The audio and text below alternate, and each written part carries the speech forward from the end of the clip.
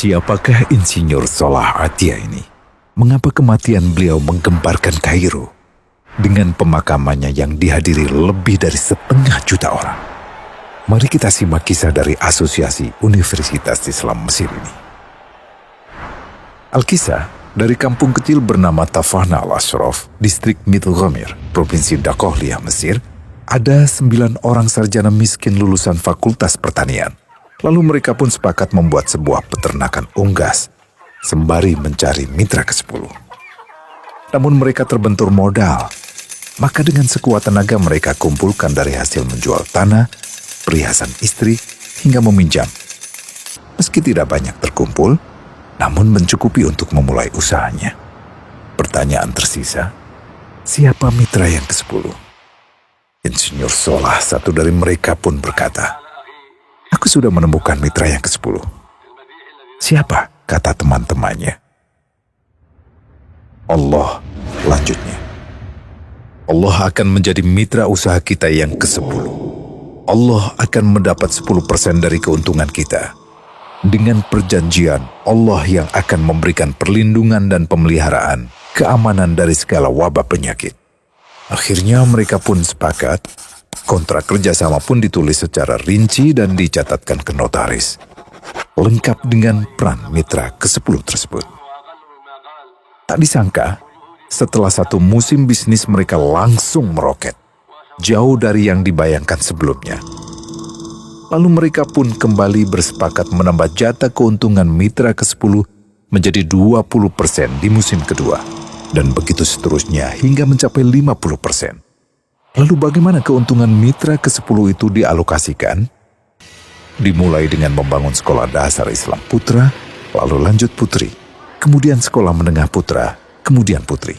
Tambah lagi madrasah aliyah putra, lalu putri. Tapi karena keuntungan terus membanjir, akhirnya dibentuklah Baitul Mal. Dan mereka pun mengajukan ke pemerintah untuk membangun universitas di kampung. Awalnya ditolak dengan alasan tiadanya akses bagi para mahasiswa.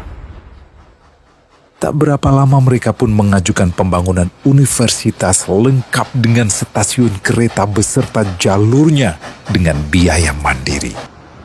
Akhirnya permintaan ini disetujui, dan pertama dalam sejarah Mesir berdirilah sebuah universitas di perkampungan kecil.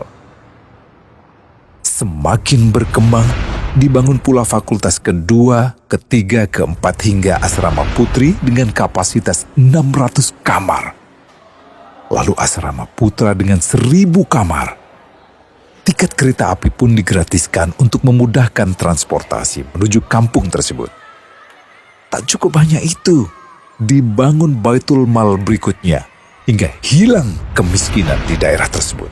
Dan program ini diduplikasi ke kampung-kampung lain hingga bisa dikatakan tak ada kampung yang disinggahi Insinyur Salah kecuali akan dibangun Baitul Mal untuk warga. Bantuan pun diberikan untuk fakir miskin dan para janda. Pemuda pengangguran pun dilatih untuk mengelola perkebunan sayur hingga mandiri, bahkan sampai bisa mengekspor ke negara tetangga. Pada saat panen raya, seluruh penduduk dikirimi paket sayur. Di hari pertama Ramadan diadakan buka puasa bersama untuk seluruh penduduk desa. Mereka memasak dan hadir ke lapangan yang dipenuhi beraneka makanan. Disiapkan juga perabotan untuk gadis-gadis yatim yang ingin menikah. Dan ini semua merupakan sedikit dari banyaknya kebaikan yang dilakukan oleh Insinyur Salah. Hingga pada akhirnya disepakatilah keuntungan perusahaan 100% untuk Allah. Insinyur Salah yang awalnya adalah salah satu mitra usaha berubah menjadi karyawan Allah.